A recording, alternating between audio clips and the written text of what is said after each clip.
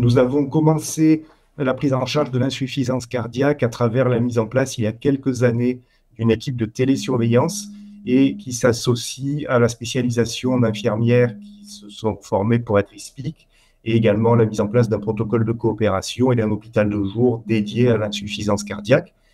Et ça a été la première étape du projet. Et avec cette plateforme dédiée à l'insuffisance cardiaque, on s'est aperçu sur notre territoire, qui est assez rural, avec beaucoup de patients âgés en isolement social, avec des problèmes d'accès aux soins, de déplacement, on s'est aperçu qu'on était en difficulté dans certaines situations. Les deux principales, c'est lorsque la télésurveillance génère des alertes un peu complexes, quand on a besoin de savoir l'état du patient par téléphone, c'est compliqué quand les gens sont âgés, qu'ils n'ont pas trop d'entourage familial, qu'ils ont peu d'aidants, que le médecin traitant ne peut pas se déplacer au domicile. Et ça, c'est la première problématique qu'on a rencontrée et où on s'est dit qu'il fallait peut-être aller au domicile du patient pour l'évaluer directement. L'autre situation, c'est les retours au domicile rapides des patients âgés post-accident aigu, post-décompensation,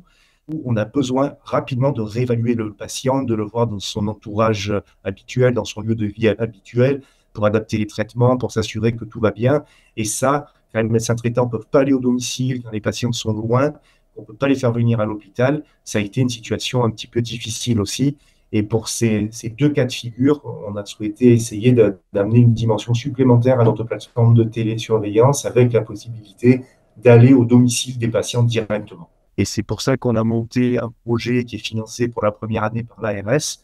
où on a une équipe mobile d'insuffisance cardiaque qui est composée d'une infirmière de l'équipe, une ISPIC, qui connaît le patient, qui l'a déjà vu, qui le connaît, qui peut aller à son domicile, aidé par un médecin de l'équipe, médecin généraliste ou cardiologue selon nos disponibilités, avec un véhicule électrique, avec une mallette de télésurveillance qui permet d'enregistrer un ECG, de prendre une saturation,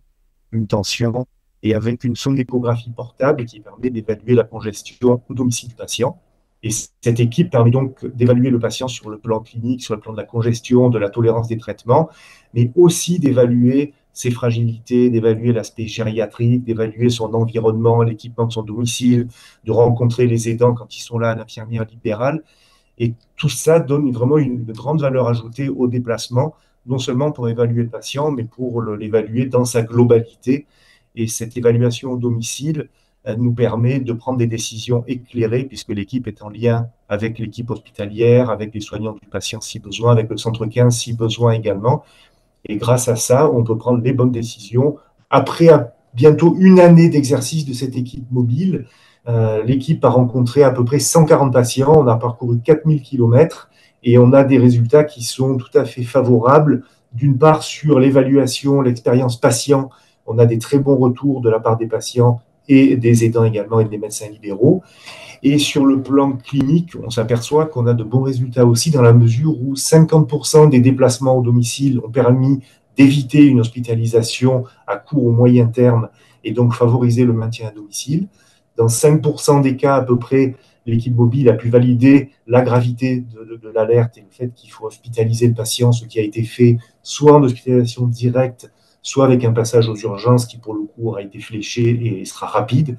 Et puis, dans 40 à 45% des cas, c'était des situations de retour à domicile post-accident aigu, et le patient a pu être évalué dans les 3 à 4 jours suivant sa sortie, sur le plan clinique, sur le plan gériatrique aussi, sur le plan de son environnement au domicile, avec une éducation thérapeutique qui a pu être faite au domicile, ce qui est beaucoup plus intéressant que l'éducation thérapeutique qu'on peut faire à la sortie du patient dans le service ou à l'occasion d'une consultation qui est toujours un petit peu rapide. On a pu rencontrer les aidants aussi, et il y a une vraie valeur ajoutée à rencontrer les patients dans leur lieu de vie habituel, surtout la population gériatrique qui nous intéresse.